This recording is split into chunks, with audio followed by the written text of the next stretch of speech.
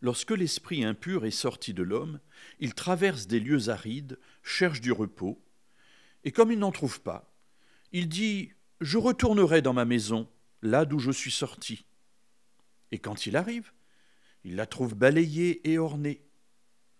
Alors il s'en va et prend 7 autres esprits plus mauvais que lui. Ils entrent et s'établissent là, et la dernière condition de cet homme devient pire que la première.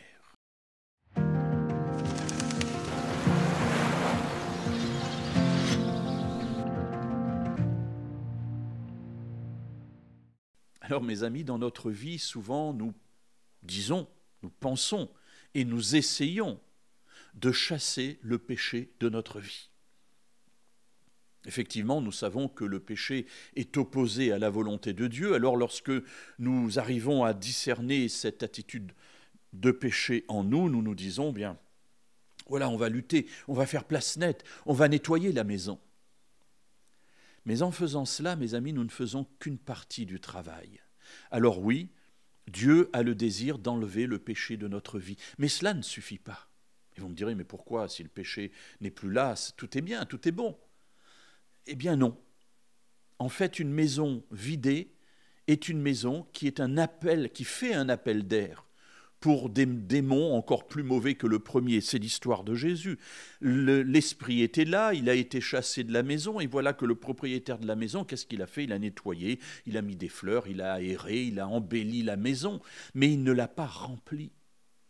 Alors le démon revient, il voit cette belle maison, il dit quand même, j'ai été bien mal avisé de la quitter, allez, je vais chercher des copains et je vais venir remplir cette maison. Et la situation de l'homme est encore pire que celle qu'il vivait au départ.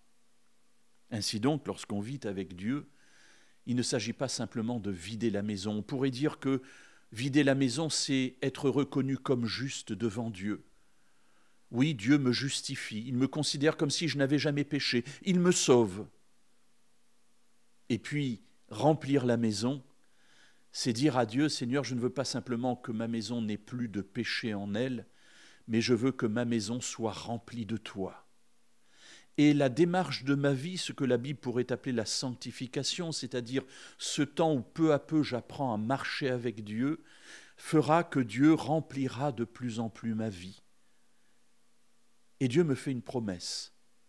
Plus il remplit ma vie, et moins ma vie ne contient le péché.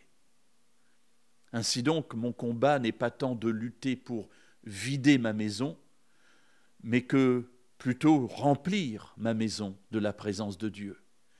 Et plus je la remplirai, et moins le péché s'y trouvera.